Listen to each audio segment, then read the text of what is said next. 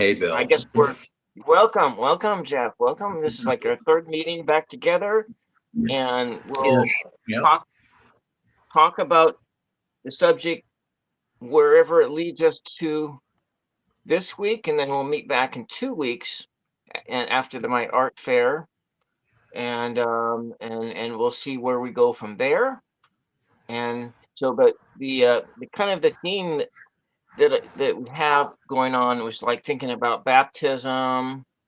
But I also on the image on the thumbnail, I was like thinking about like the ghost dancers. Hmm. I was thinking about the Hopi and those Hopi prophecies about how the world has that there's all these different epochs of the world where the world was destroyed by ice, by by Fire. flood, by by fire. I think there's like five different ways that the world had been destroyed, and Hmm. then they were saved by the ant people, and the ant people came and saved the the kernel of humanity. And who they I don't know who the ant people were. Maybe they just went underground or something like that, because if you look at like Darren Cuckoo in Turkey and that vast underground cities that they found under there, that they have no idea when they were made. Maybe it's a couple thousand years ago, or if it's like how Graham Hancock says, is he thinks that it goes back to the same time that Gobi Teki was constructed. And they had these underground cities, and the prophecies that was on the pillars of Gobi Teki, where they think it's like a comet that destroyed that that world. And so the world was destroyed by a comet, and then that or something from the sky came down, slammed into an ice sheet in Greenland. And they believe that there was something that slammed into an ice sheet up there that rapidly melted it off, and then it refroze again. And then during It's that, still there. They think it and might it's still still be there. there. Yeah, yeah, yeah, yeah. But it's down like a mile, it's like a mile under ice. And then what happened with that. And so we see, like in the biblical stories, I think it's, to me, it's a memory. Welcome, Tapestry of the Unseen. Welcome, Lila. And so that there was this memory in, I think, in the I made this realization just the within the last couple of years, that memory of the destruction of that world Hmm. occurred within Sodom and Gomorrah, the Tower of Babel, and the flood story. And Huh. then the creation, and all three of those is the memories of that. So he's with Sodom and Gomorrah, volcanism, Yeah. and with the flood story, that massive melt off, a rapid melting off of ice. And then um, and then Tower of Babel being, that was what the civilization that was there before, that they built this grand thing that pissed off God. All the peoples of the world spoke one language, and then that tower was destroyed by God, maybe by a big wind, by a big something. And so that's the way I kind of look at and so that was the apocalyptic literature that exists within the book of Genesis. And so rather than looking at linear, so it's like three oral stories that were remembered as that all refer to the same event. And then you go look at the Epic of Gilgamesh, and you see there's the you have I think in there I see the order of creation and the ending of the world as kind of backwards or different. And That's so what I was you gonna have, say. It goes like this. Yeah. yeah, and you have the flood story at the end, but at the beginning you have like you have Gilgamesh, who was two-thirds God and one-third man. And there was these people that were that were partially God and they were partially man? Does that mean that they were aliens, they were alien hybrids, or were they just survivors of another world? They were survivors of that Atlantean civilization, and then Enkidu is we are descended from Enkidu. And the And Enkidu, anthropomorphic view of God comes in there too. yeah, The idea that God can be, sort of transcendent of human and himself, and yet by the same token, you can point to him and try to strive for that. And that had its drawbacks and its strengths that had been abused through millennia or millenniums. So, yeah, yeah, yeah, yeah. That's kind of interesting. and what I think is like really interesting about baptism is that we use things like baptism by fire, or you see certain baptisms and they look a little more violent than others. And one of the things I find that's kind of funny with baptisms is when a child is baptized or when a baby cries, it's because they know subconsciously what's ahead of them in this life. So it's kind of like the whole idea that even when we're about to die, we don't want to be. We'd rather continuously be. I mean, because the natural human condition, Bill, says we fight to live, even though we are going to die. So even though those of us who say that, who would never act on it, who would rather be gone, the impulse, even up to the end, is supposedly just to naturally to fight. So coming into this world and not having a choice in the matter, and then seeing what we're seeing now with all of this divergence of this classism and all this other stuff, it really diminishes what it means to constantly renew yourself in this world and feel clean and have that sensation of being needed and felt as if you matter in the world. And I think we need that baptism right now as a renewal, in the metaphoric sense, because in some of those stories that you told, there is some of that going on, quite a few of them. So I'm going to ask a question here, and do you believe in original sin? See, now that's an interesting one, because I feel like in some ways that kind of goes back to the whole Gilgamesh thing in a way, because it's kind of going reversing course. I believe that original sin's predicate is basically not really constructed on anything sound, because with original sin, this idea of being in the garden of good and evil and all this other stuff about what it is that you want to do. I think of original sin in that context, in that environment, and I don't think it's a choice. I feel like it's been through ages, and it's something that's innate in every animal, every being, everything out there. Mm-hmm.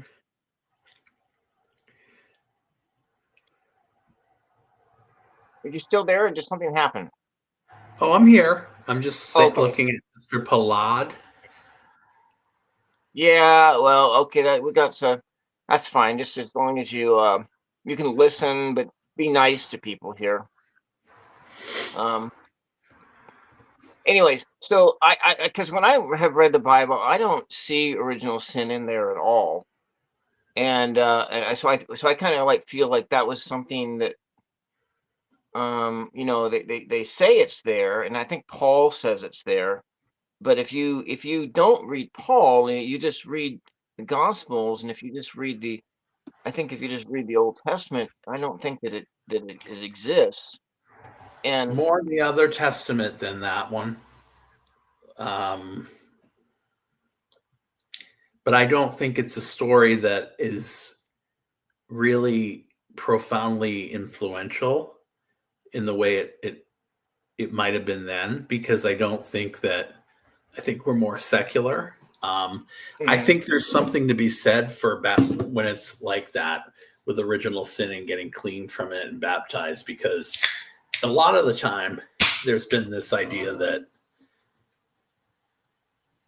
you only have one life. And I think that is why people try so hard in this life to be religious, or have fallen, or civilizations have fallen because of religion, and religion being used as a weapon. So it's like in that part of the Bible where it plays more of a role, I think in the Old Testament, I feel like that just buttresses the case that back then they were more readily, I wouldn't say manipulated, because I think the same thing happens now, which is startling, and we're seeing it um, play out here in this country, and using evangelicalism that way. But I think that this idea that um, we have constant rebirths, but we have only one death, is something we need to embrace more, instead of thinking of them as endings and changes and fewer new beginnings. Because coming back to that whole apocalyptical thing, if that is a rebirth, and that is kind of coming back to your Gilgamesh idea that the beginning is the end and the end is the beginning, I think that Yeah. amounts to so much more in the story. Yeah. And and also, but then of course, if we go back to something you said last week when you talked about as individuals we backslide, and we backslide into our negativity or our habits, but then as a whole collective we tend to do that as well. Yeah. And then that and then it then that then but then it was thinking, well, then maybe the evangelicals they're right when they talk about the total depravity of the human spirit, is that there is but there is this devil that exists Oh yeah. within, but And you there could you is, could because there is the devil within, but maybe that depravity or whatever they say, that whatever that is is within, is they would say that is what the original sin was, but it, however it resulted, but then that means that God created us that way, hmm and and that's just, and I think that's an actually very healthy way of looking at it, because it's not so much the anthropomorphic view, it's that you were created by something bigger than yourself that you can connect to, as opposed to feeling as if you are they, or that you are they who can match that power. What I think it goes on with that a lot is that um, people presuppose that their lives are supposed to play out a certain way. And I think we have to be in control of absolutely everything. But when we come in and we're baptized, in that moment, we're relying on something bigger than ourselves, God mhm, and all these other people to guide us through.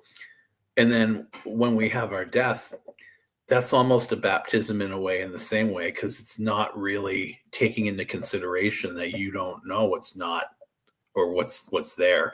And I feel like in a situation where, is this a time for learning? Is it a time for growth with baptism, or is it a time for just renewal and cleanse? And I think you pointed to something really strong about the evangelicals, which I just remembered, which is that the reason, in some ways, some of them want to hasten the apocalypse is for some of the reasons that you bring up, because there is something very pure about what they want to do. And they really do believe it. It's not just crazed cult ideology, because after a certain point, you get further and further and further along. And at what point does cultism become religion? So I don't mhm. I don't disagree with it. I think the later on you go, the and the more times that we've played this out in one lifetime, the harder it gets to overcome it, because we don't learn. So is baptism about coming in and being reborn, or is it about being born, period? You know? Huh. So it's like maybe being born is a sense to the baptism. Now I was like baptized when I was 9. I remember my baptism very well, and you know, and it wasn't like something in I don't know, did I really have the choice there, or was it something that my my mother wanted me to be baptized? But maybe I don't know. I guess maybe I agreed to it. But I do remember it very well. I remember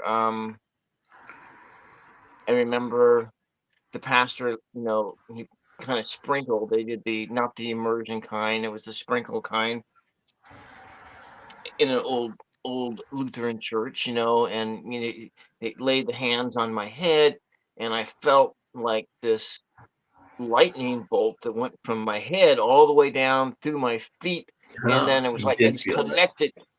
connected right to the ground. Now, I was a little bit disappointed that during my confirmation 2 or 3 years later that I didn't have that same experience, But you've had nor other did I have experiences from that.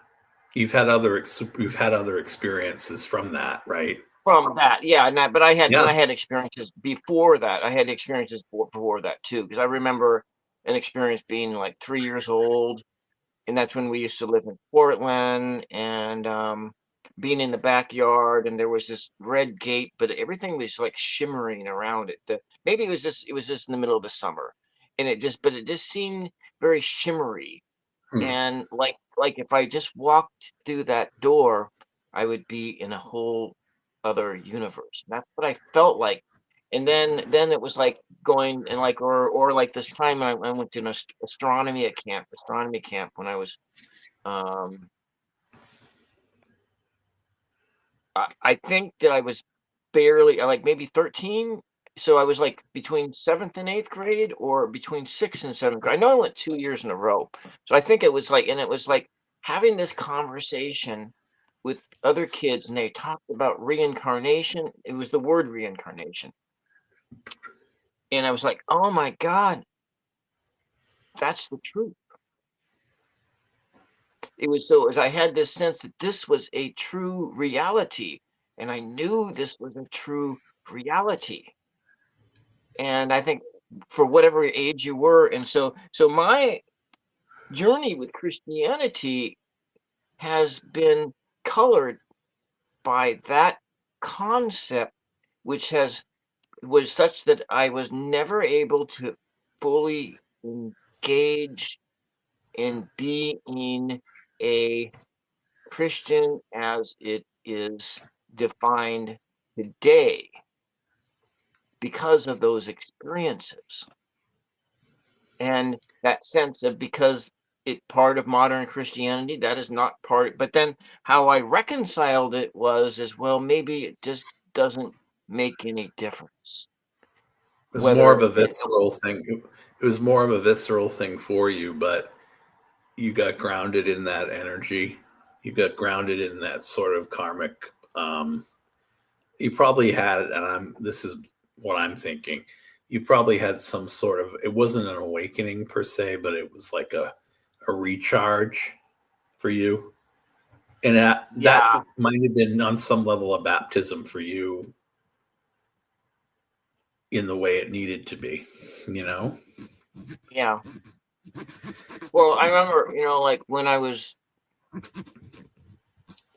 this was right after I came home from Israel, and Israel was like this experience where it was just one spiritual high after another. And when I came back, it was like I came back into the land of the dead, because America seemed so, it was just so different than that. And then Mhm. and uh and it was just like, I don't know. I mean, there was like this thing they called Jerusalem syndrome, where where a person goes over there and then they get all high on the spirit of God or whatever, the spirit of Hmm. whatever, and then they trade their clothes in for like a burlap sack or something like that, and then go wander around the streets like they were a prophet or something like that, and they call that, it's a lit, it's a literal psychological condition called Jerusalem syndrome, and it happens to a lot of people. And there were 19 people in the group that I went with, and Wow. half of the people had the same damn experience. There was just a few Whoa. people that did. There were just a few people that did not have this experience. That they were like when they were just walking around there. My analysis of the situation is that felt that um I felt that it didn't matter if Jesus existed or not. And I still am debating this. I don't know that being ever existed. But it was because that city was celebrated as such for so long, all those energies are just infused in there. And kind of felt like that India would be the same way. And so, like, there was a friend I had from college, and I'm here talking too much, and who he was a physics student just like I was at first, and he went to India, and then he came back and he dumped his Catholicism, and he ran around campus with a burlap sack robe, a Jesus robe that he made, and then he was like, he got in trouble with campus because he moved into a into a teepee on campus, and then pretty soon they had to call the police to root him out. And because he refused to, but it was that he had a life-changing experience going to India. And so I think it was probably that there are these places where people gather all across the earth, and they celebrate that spiritual energy, and that place becomes infused in that power right down to the atoms in every rock. Hmm. And And then it makes also, you kind of, yeah. you said something really good there about not necessarily knowing if you believe in Jesus. I don't think I think it's divorcing the idea of what Jesus is from what we're told he is. I mean, we're not, in some of the parables that are out there, there are people that don't feel he is the Son of God. And then you have the whole, Son, Holy Spirit, Father, and that anthropomorphic thing again going on with it. And I still think to this day that is manipulated in some way. But with your rebirth experience and what you felt, it seems to me as if it's kind of the reverse of that, that you can be in a place where you can have those powers bestowed upon you almost as if you were God, but it's that baptism by fire, so to speak, where you have to keep going back and honing those gifts that you've been given and the unexpected ones that you stumbled upon in your search, only making it a more heightened level of awareness and a greater perception of the unknown, and that's probably on some level the freedom of or the wonder of baptism is the unknown, Mm, you know. yeah.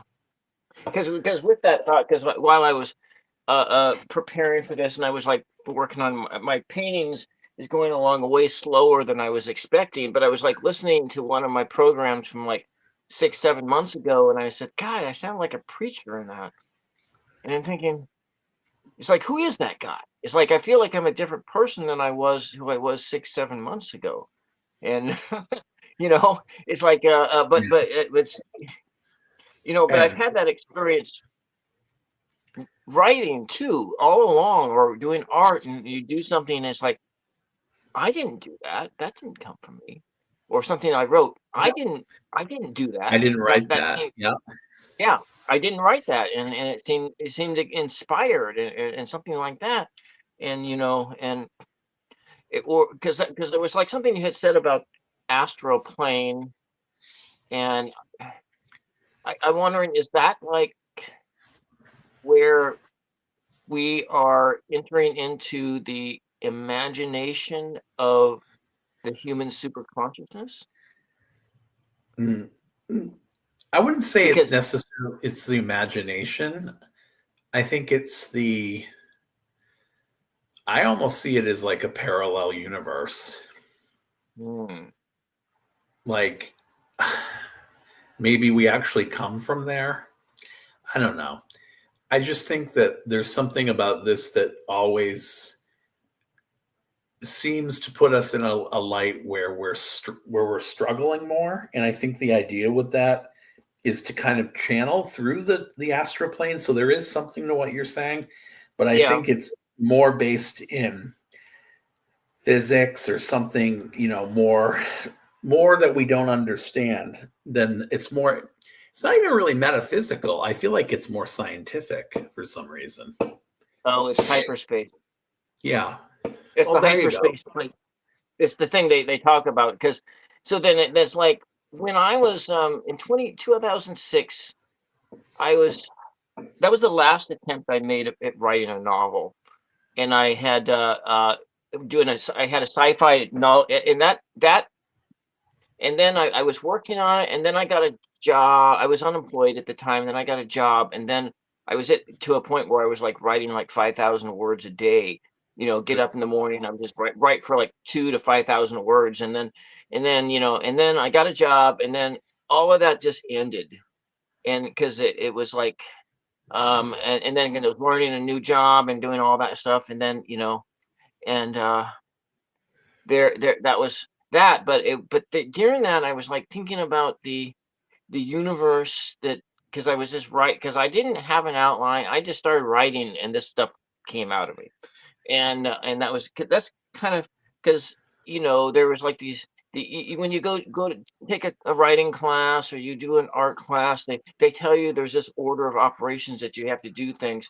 So Hmm. first you have to learn how to draw and sketch, and then you got to go learn how to paint. Well, you know You what? got to learn perspective and I distance, and failed drawing.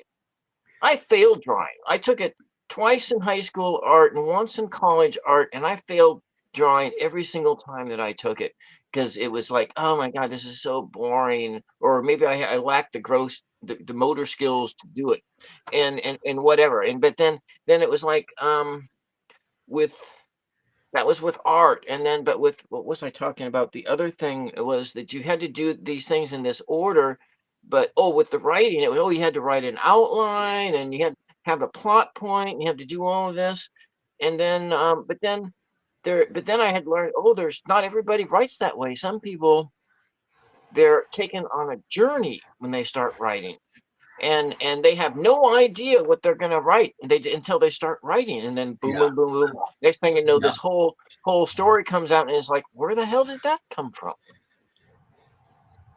yeah. And you know what? Every time that you're doing that, there's this catharsis of accomplishment, and something's born through you that you didn't Hmm. make, and there is an anthropomorphic sensation of being tied to God and or something bigger than you, creator. And I think that's why so many people who get in touch with their gifts, and as those gifts develop, that's the form of rebirth they have.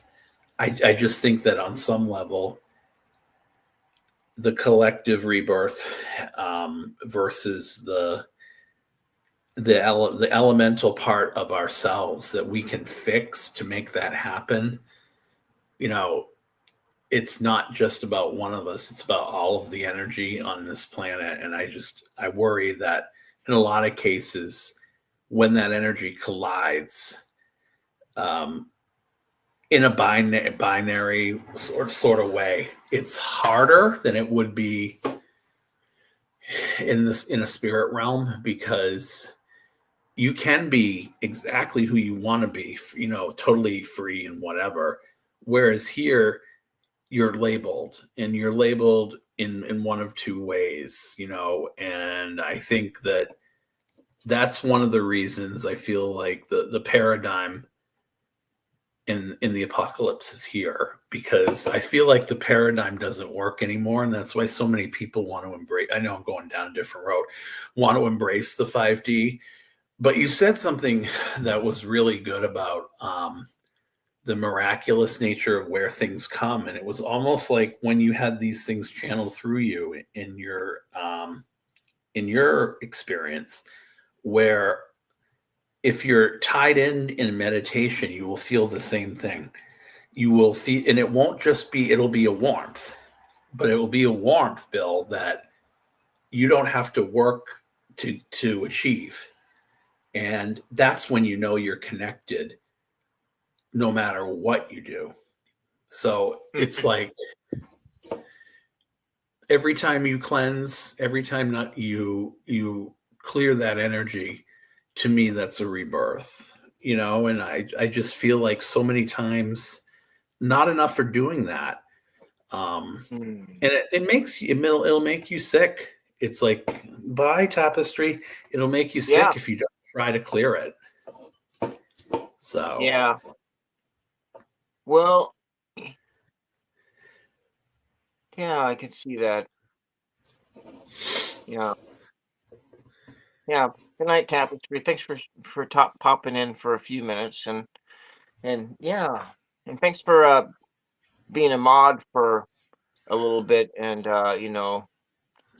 kicking the trolls out. I was trying to kick them out, but I couldn't seem to do it from this vantage point. And but nevertheless, it would be nice just to hide them, and so that they can still watch and give me the watch time. But then there's me that's backsliding, and because like it was like if it was just a segue is where it actually does work. But when you're dealing with the trolls,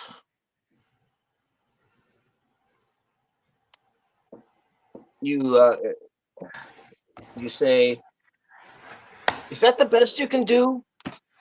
Come on, bring it on. I've heard everything, you know.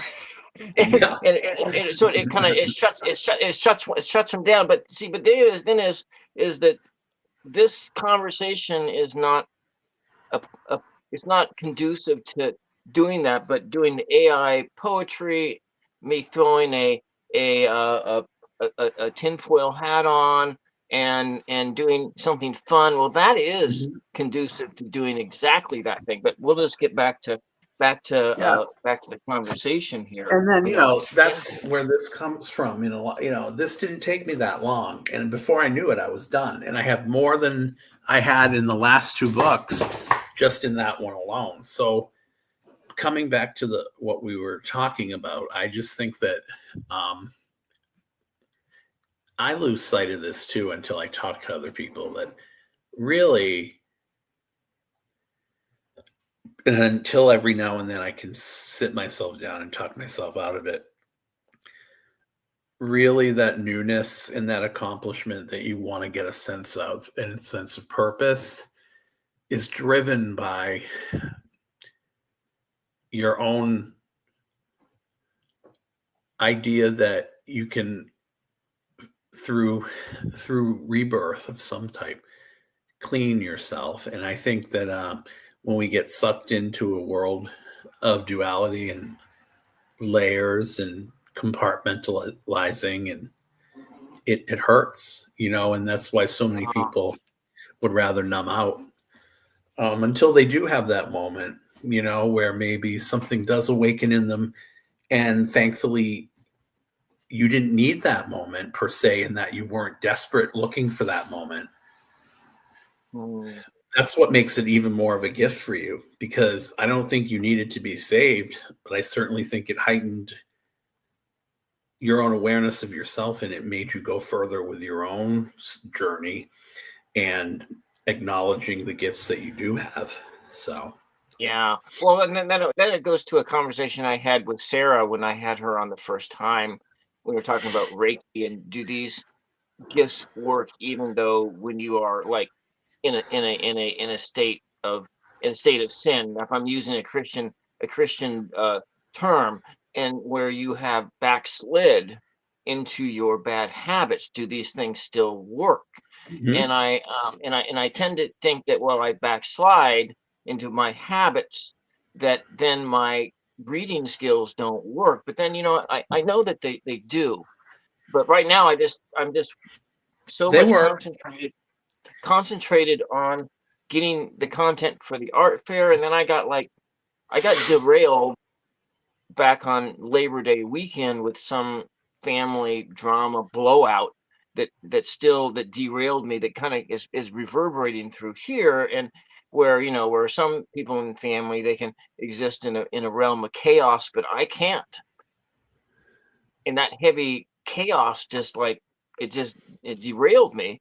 And so like for a while everything just slammed to a halt, and then I was started getting back started again. And then there was the death of my in the family. It was like a family friend. And then my aunt saying, "Oh, I'm coming over to the house." And then so I had like, "Oh my God, I got a clean house now." And I have all these Mhm. relatives, and they invited all these relatives over. I got to clean and shit, so I got to do this stuff, and they said, "Oh, then we're going to do this and this," and so I'm going to have to try to do as much of that work as I can, so that they don't have to do that when they get here. But they still did do a lot of stuff. I just didn't want them to, and so whatever, and to get all that stuff done. And so Mhm. then in that sense, everything stopped. And then with tools of fortune, everything just stopped. And Yeah, and I think but yeah. I think for me, um, it's hard to want to pull away from something I know that's comfortable, but yet on the other side of it, if I feel like it's run its course, it's probably run its course. But when you have to do certain things on a practical, everyday basis, really to recharge yourself and give yourself the space so you don't feel overwhelmed, you Hmm. need to reward yourself somehow, Bill, and you need to. Um, I think with the mundane sort of life that we lead, not I don't want to speak for you, but um, it can get really difficult to center yourself when you feel like you're just in what Sarah said, life is always lifing. Um, Yeah. you know, we don't have a choice about coming in this world, yet we're supposed to want to accept less than we are. Hmm. And that's supposed to be a challenge, why we would want to incarnate into that. That's a baptism right there that we didn't choose. And we've been talking about the perceived positivity of baptism. Um, I think on some level, the manipulation of religion to not to engender suffering, but to create through baptism by fire, through some of those other things that you'd mentioned before, make us hard on ourselves. And I feel Yeah. like, coming back to what you're saying, the overwhelming sense of like dread, and I've got to get through this and I've got to do that. And like, that's why for me at night, I actually can do a list in my head, Bill, of 6 different chores I need to do.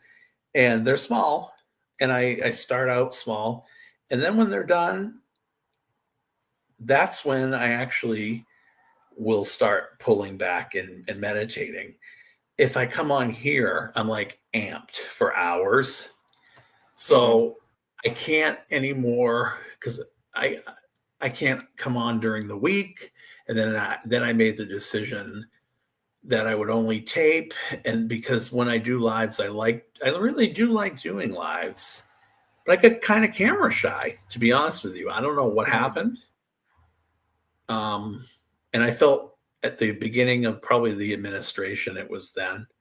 And I think that it's just the paranoia within myself, but the the comfort of actually talking to someone else and collaborating, I like more in some Yeah. ways. But Hmm.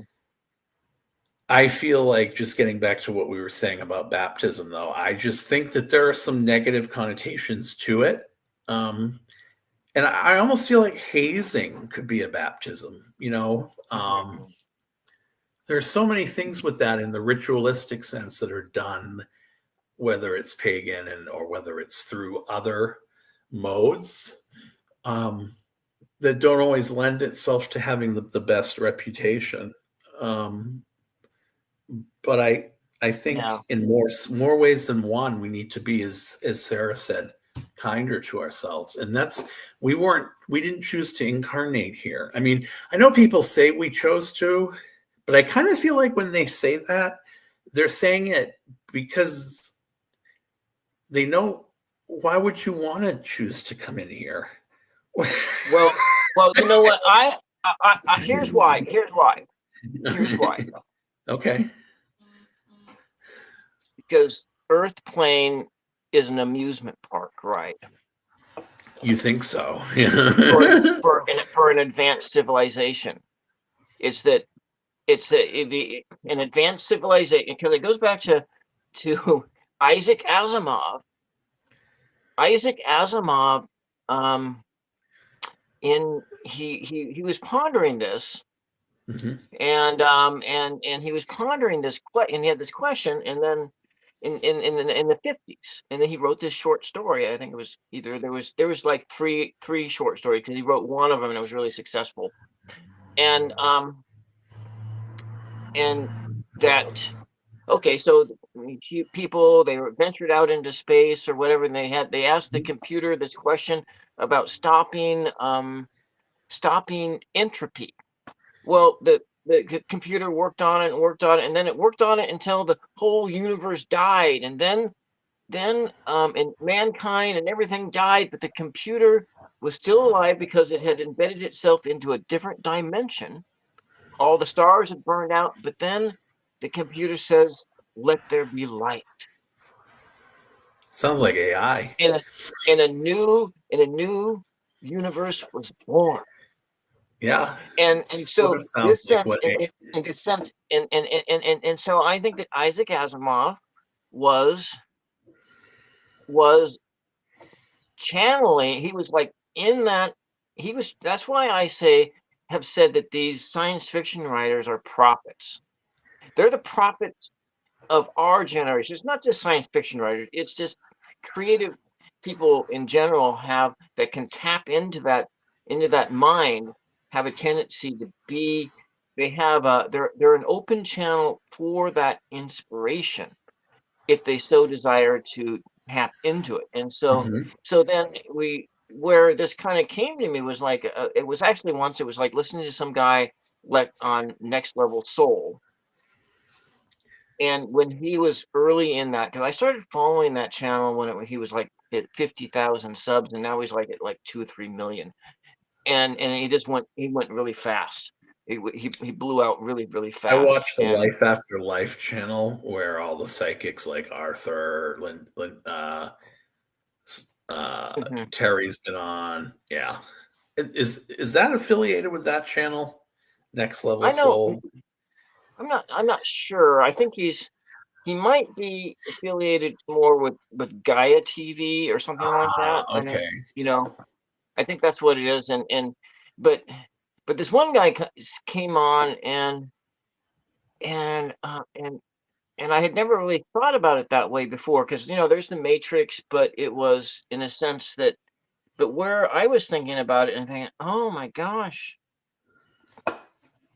it's like this is a place of an advanced civilization. So like um the advanced civilization, has created this universe, and so where this is a and so where the whole playground came from, like an amusement, right? This is so you have your normal job in this universe, this other you're a being in this civilization, and you have you're an accountant or whatever, and that's what you do. You're just counting stars or whatever. You're counting the Hmm. atoms in the stars, or doing something like that. And then well, okay, it's time for your vacation. Oh well, where am I going to go to Right. vacation this year? Oh, how about how about Earth? Let's go to Earth. Those guys are like that place is wild down there. And then what are my options? Okay, well, okay, you can do this. Okay, well, let's see. There's opening for a narcissist.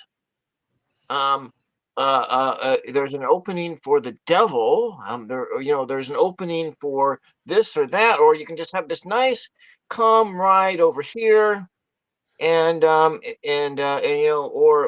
oh, there's an opening for a drunk someplace, or whatever, Hmm. this, and then it said, well, what do I get out of it? And it says, well, okay, well, you get a vacation for one, and then maybe you learn something. You can tame that beast. A You lot can of people see. have that idea that this is a school, you know. Yeah. Um, but for what? That's what like everybody has a major in something cosmically that they have to learn. But when we just incarnate as light or something else after, and we don't take this form and we're reborn again, uh, do we need these painful lessons here? Um, do we need to suffer? Do we need to watch suffering and brutality and schisms that grow, big, wider? I don't know. I don't see how. It just seems to me like through even the stories of baptism and rebirth, we constantly have this um, idea of being ready for suffering, having to be ready. And then, we put the fists up, and that's where I feel like a lot of these stories kind of go, not ours, but in parable, even in some science fiction ways. You said something before the show that got me about the readiness to fight. Mhm. And I think there's something to that. Um, the fight for survival, the fight for life, just for the sake of life. Um,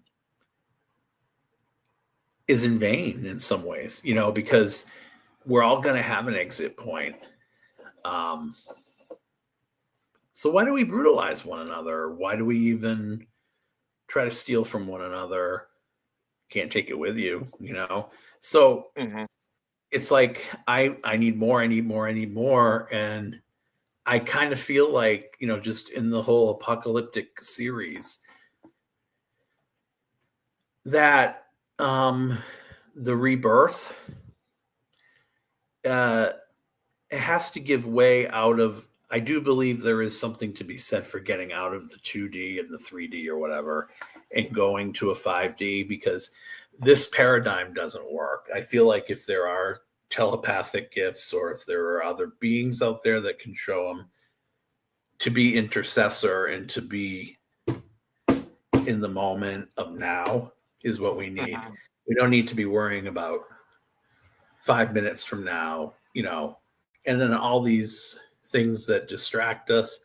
I kind of feel like this is a rapture in and of itself, because this is pulling us away from something else that we need instead of Mhm. this. But I don't think it's necessarily based on good or bad, because that would make it fall back into that paradigm. And I think it's a rebirth for everyone. So it's like this. Then it goes back into where there is this original sin, or there is this basic depravity of the Mm-hmm. human being Mm-hmm. that exists there, because out Yep. of that everything else comes forth. Now, Yeah. whereas myself, Yeah. I have a hard time believing in original sin, and I have a hard time believing in that depravity of the soul. However, if I do a real good look at myself, I'm thinking, yeah, well, maybe it is there. Maybe I'm just deluding myself into thinking into that, and then or I objectify. You objectify someone sexually. Oh well, where's that Yeah. coming from? Yeah. And how come I'm almost 60 years old and I'm still objectifying people sexually? How come? Why is that Yeah. still happening? Yeah. Why? And is it because I'm just a male, and that, or is it? It's like I know that when when things get too. I mean, here we go into some real talk about real things, and you're getting too high spiritually or whatever, and I know I can go and do this thing and objectify somebody sexually, and Yep. I can shut the whole thing down. Down. And Yeah. if I don't want to, and I don't want to feel, I don't want that that spirit that's going to come in and from the other side or whatever and talk to me. I don't want. Can you please not talk to me at 2 a.m.? Can Hmm. you please talk to me at 2 in the afternoon when I'm sitting on the lawnmower? Can you please do it then? Yeah, and there's You know, something I about don't, and I don't want to be, I don't want to be haunted when I'm doing my art. I don't want to be haunted when I'm, doing something, working on a video project or whatnot. I don't want to be haunted hmm or whatever that is. hmm I just leave me alone. And I feel that way a lot of times. And as I've gotten older and being more open to it, and I don't know if that makes sense, but Is it then a? okay, It's not always, from what I'm getting from you, it's not always a dark entity. It's not a dark entity, though, Bill. From what you're saying, it's like your muse, right? yeah. On some level, it's your muse. Yeah. Hmm. Um, what I Well, did want to you just like, yeah, what I did want to just say though is, again, coming back to the Gilgamesh thing. You had this thing about the original sin, and we come in with these venal sins, and then it's kind of funny that we try to get clean from them in a baptism, and yet we get more dirty as we go through life. And I believe there should be no mistakes in life; they're only experiences. But the problem is, um, people think we come. It's kind of the reverse. We come in clean and then get dirty. But if we want to think of it really, if we are fallible and we're already there, when we are here, the original sin notion is, to me, more applicable than it's not. Um, yeah, that's a very but defeatist way through religion to approach life. But I feel like that happens even in baptism. yeah, but going back to Gilgamesh, I don't think original sin exists in that No, story at all.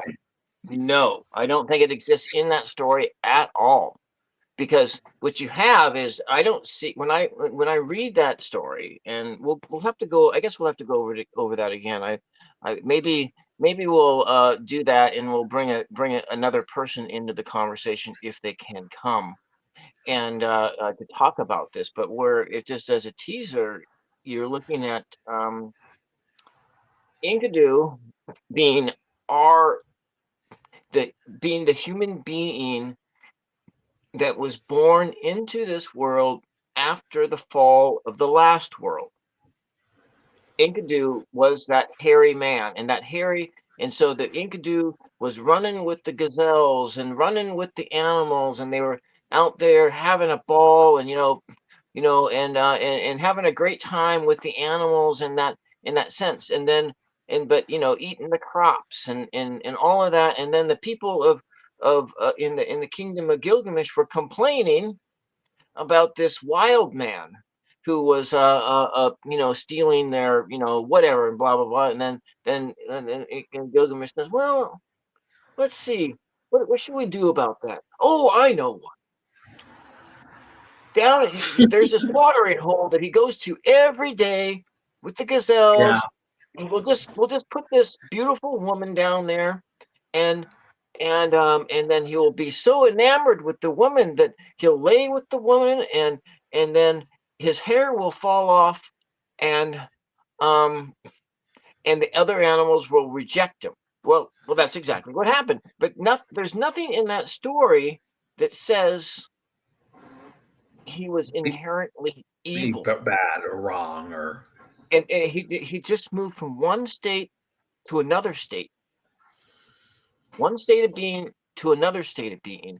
And so when you look at, let's say, even the Adam and Eve story, and if you look at it from a academic or a Joseph Campbell sort of way, you are this you did this thing, and you learned this thing, and then you went outside of the comfort of Eden and into the world where you can begin to become yourself. hmm. And you become yourself because you have to go work hard, and you have to work and toil and do all of that stuff and work hard, and then you become yourself and who you were. And so that baptism into the world was occurred when you went from being in this innocent state to having your eyes opened, and you starting to become yourself. And then later, of course, it become the stories became other things. And so we reinterpret these stories, because as we learn new things, we reinterpret these stories. And Hmm. maybe this is me going through and reinterpreting these stories because it's been 10 years or 15 years since I last read the Bible from Yeah, and cover to cover.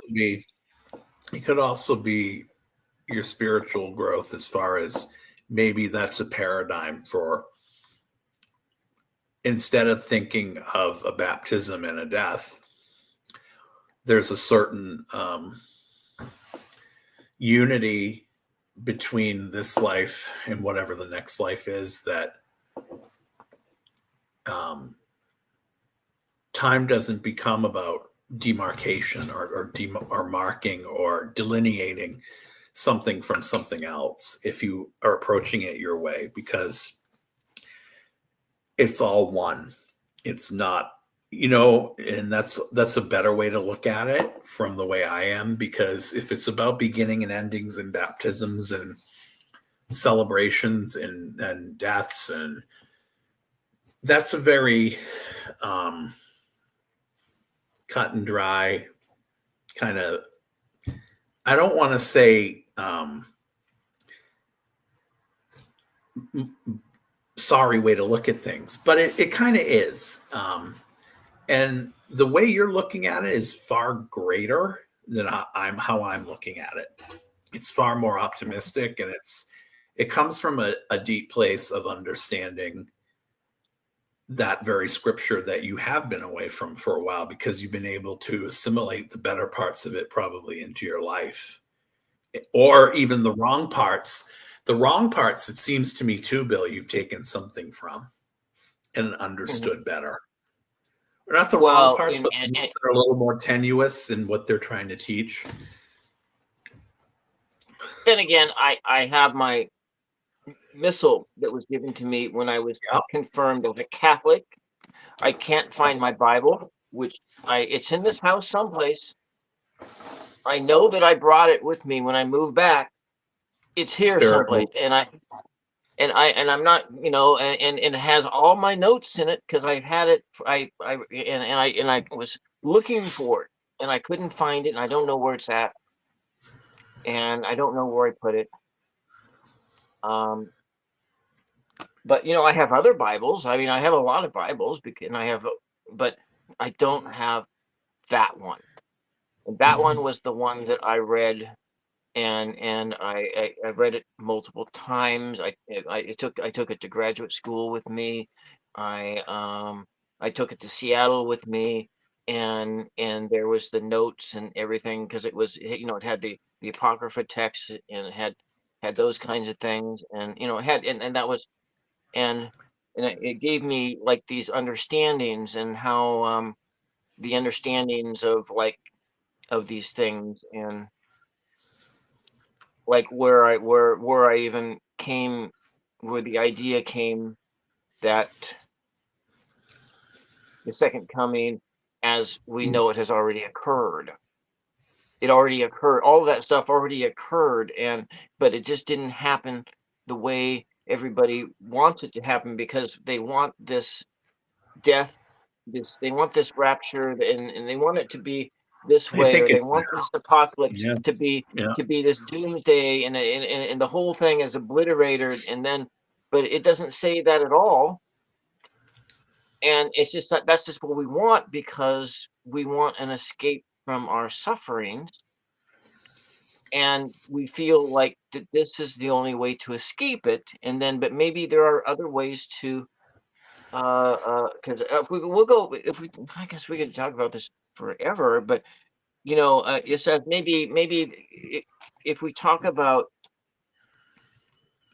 for the next time, if we maybe try to, is how austerity shapes us. And so that would be that whole, also part of baptism, because we look at Jesus' baptism from John the Baptist, and immediately he goes from baptism and he goes into the desert, and this is our Lenten period, and we go Mhm. from baptism to Lent to Easter. And as far as the church year goes out, that's how it lays out. And so it goes into a place of austerity, and that place of austerity is where you learn to temper yourself.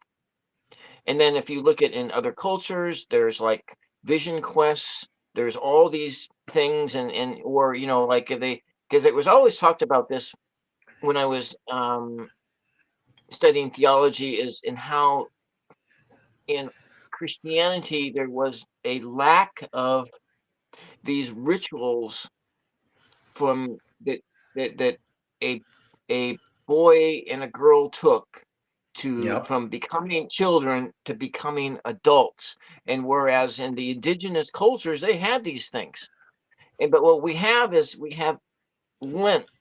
And This is Lent, I true. think, is supposed to be that that ritual thing. And so if we want to go and talk about the next week, in 2 weeks from now, a little bit about austerity, and it's kind of poignant, because being with the government shut down, it puts the nation in this place of austerity, and so we are collectively in austerity. And then someone who, for me, who is on SNAP benefits, and those are gone come the first, and with the exception of what I have left in my account, and then going to food banks and doing these things, that you learn how to use what you. But where I'm going with this is, I started watching a show, which I like reality shows, not all of them, but there are some that I like. Mhm.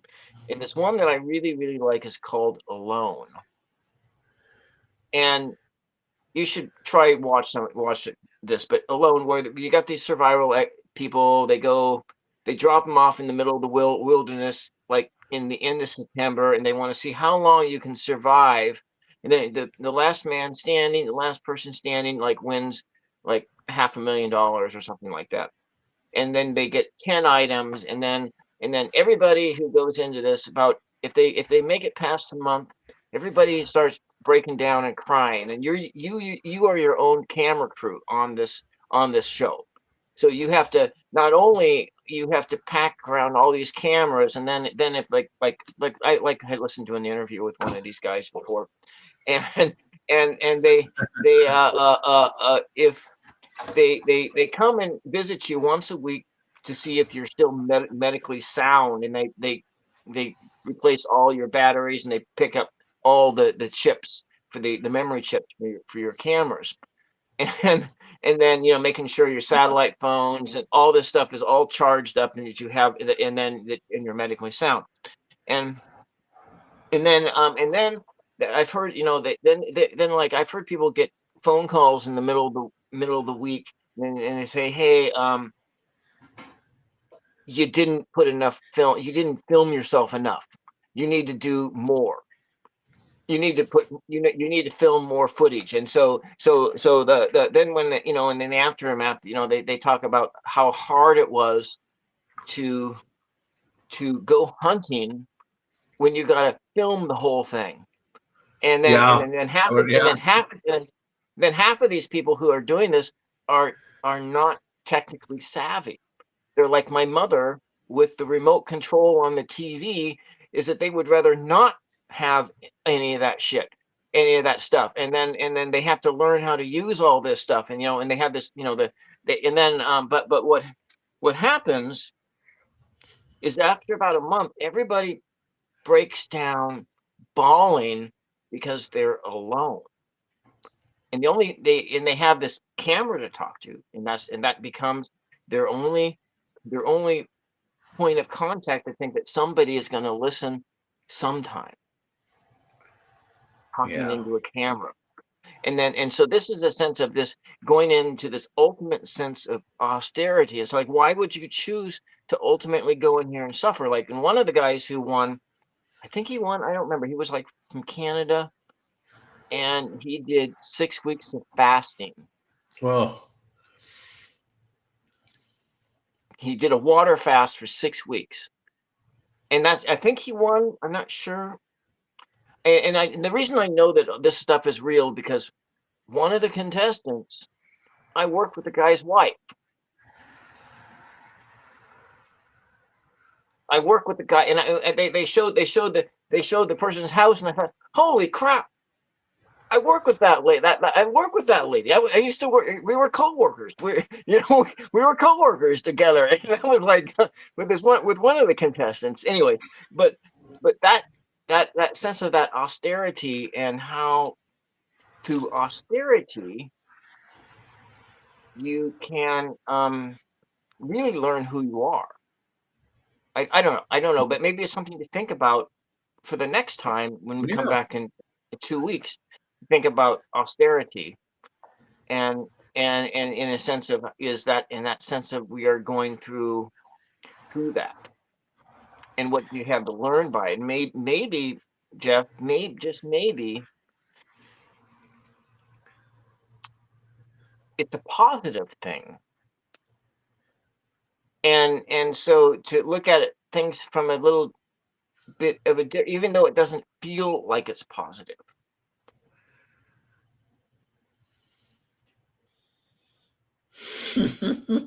Yeah. You can watch it on the History Channel. I'm watching actually season 7 right now, rewatching season 7. You can go at it if you don't. I don't have cable like that, but So uh, to be in a place of lack, um, the thing about lack is that if you've had it, then you don't know what you've got till it's gone. But then to try to be in a place of austerity would almost be an admission that I'm doing this almost out of sacrifice because I can't get back what I had mhm. in this instance. And I feel like there's a lesson in life about that almost on every level, and that perpetuates guilt for some people. And what I mean by that is not in this particular case with Snap, but with like things things we might have taken for granted. And then we feel like we're in a space of lack because we can't get it back again. And we're constantly looking for it, Bill, once it's gone.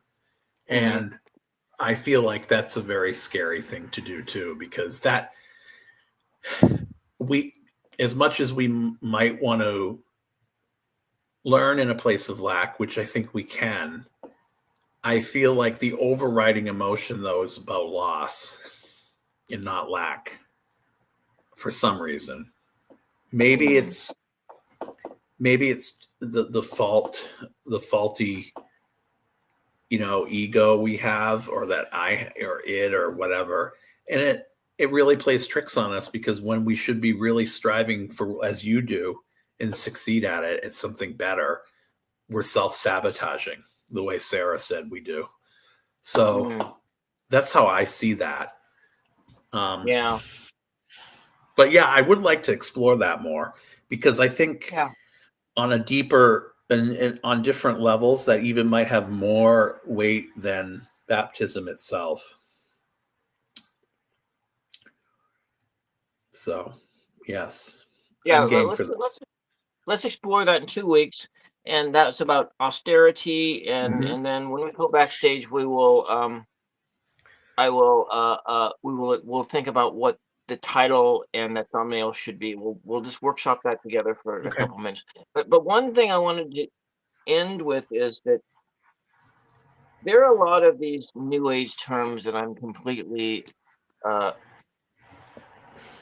that I don't really know exactly what they mean. So when you say 5D, what the hell do you mean by that? I know I could go Um, look it up, but I just haven't.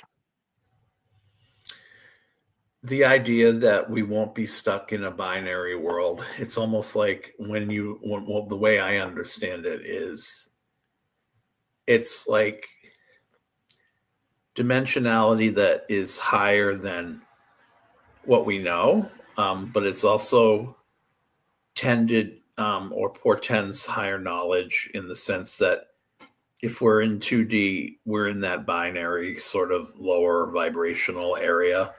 But if we can transcend it, we've put ourselves almost, if you envision it like a matrix, and you envision it with 5 dimensions. If you've ever seen in linear algebra, an equation Oh in yeah. 5 variables, and how that looks, Hmm. um, that's the sort of height or depth or breadth of weight. Instead of gravity pulling you down, I feel like there's a certain element of uplift.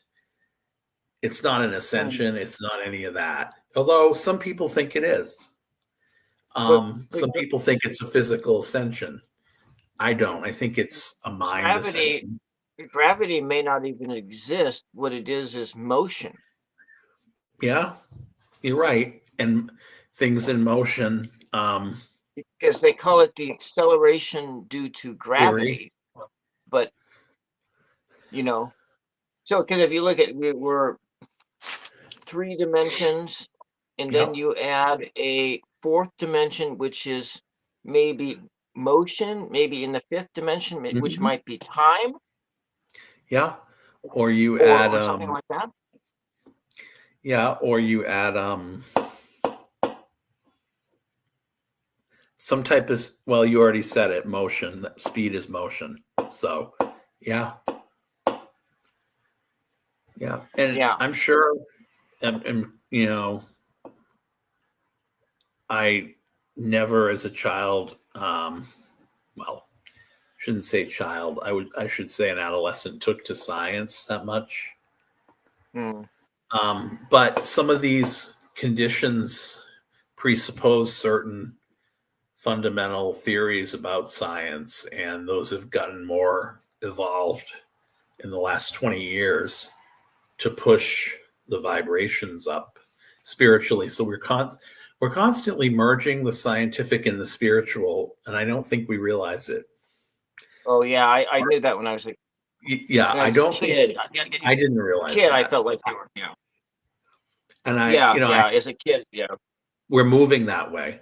Um, and you know, I, I feel like those of us who aren't going to be around much longer are going to miss out on something, because I do feel like all the buzzing in the air, all these signs we get, all these things we see, all these rumblings are more than just accidents. And I tried to talk to my mother about it, and she's not a believer in any of it. I said it can go from something as small as, when you're when you're about to pick up the phone and dial someone, and that same person's on the other end. And this is back when I had, a regular touch dial phone that would plug into a cord would plug into the wall, and I had the ringer off. and I would pick up the phone and it was that person. Or the first time I used a Ouija board and it moved. And then all kinds of bad things happened. But I think we don't take a step back and learn what we're shown, or read the signs instead of reading between the lines, read between the signs. I think, and then we've gone way off topic. I'm sorry. I feel like that's where a lot of this should be going now, because we've kind of exhausted the other options. I don't feel like there's anything left except something better, and we're being shown, holy shit, like, we've descended into this. And I know a lot of people are saying this. I don't know what you think, but timelines colliding, I kind of feel like that's happening. Yeah, I've heard that. But what I kind of feel like is that there's this effort to shut it all down. Is that what's going on? Okay. Yes, that's what's going on. There's this infusion of this, if we will use the Christ, let's say universal consciousness energy that is coming into this world. And this, so if we were thinking of like a second coming, well, this is happening. It's happening right now. And this energy is coming in, and people are being, and it's coming into this world. But then there's the other world, that is trying to shut it all off, because they don't want it to happen that way. They unconsciously, they know it's happening, but the way they want it to happen is this other way that's outlined in the Bible, because, well, the Bible, it can't be wrong. And then, but the thing is, it's this realization that they have, is that they don't realize that all that stuff already happened, and it didn't happen in the way you wanted it to happen. Because, like Jonah, the story of Jonah, and he's sent off to go to Nineveh to go deliver this news that God was going to destroy you if you don't repent, and then, or whatever. I think it was Jonah, and then he didn't want to go, and then eventually this whale swallowed him and then coughed him up on the shore of Nineveh. So he had to go. And but then there was I think there was another biblical story like that, where and then you deliver the news, and then they repented, and then they're pissed off because, oh my God, God didn't destroy the place, because they wanted God to destroy the place. That's a paradigm. Well, and I see that with the book of Revelations, and because there's a reason why. I still feel there's that element of apocalyptic energy, though. I think that's what you're describing. Yeah, but there's this reason why. There's a reason why these, Martin Luther and many of these church fathers wanted to cast it out of the biblical canon, because they didn't think it applied anymore. Yeah, the Reformation. Yeah.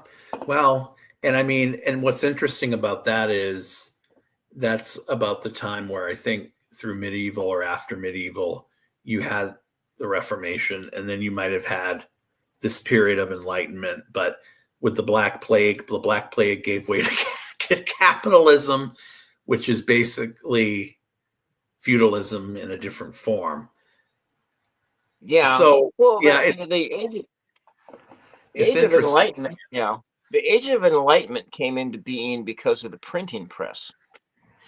And and then it made books available, and then it put books into the hands, and more people learned how to read. And then when people learned how to read, they got ideas, and then other people, then it just sort of snowballed out, and which is why, in another sense, you can see that with the advent of social media and internet and everything, and how people may be becoming illiterate again, and not reading anymore, and not doing this. This would be another conversation, but I got to go make dinner before I get in trouble. Okay. And you got to go to bed, because it's almost Halloween for you.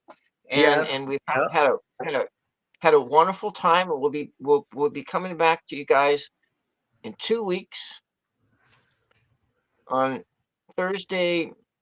That's like first, 8th, the 14th. No. yeah, whatever. It's not the Yeah. Tuesday, because the Tuesday I take the dog to the groomer, so it's the Thursday after that. Tomorrow's right. The first is Friday.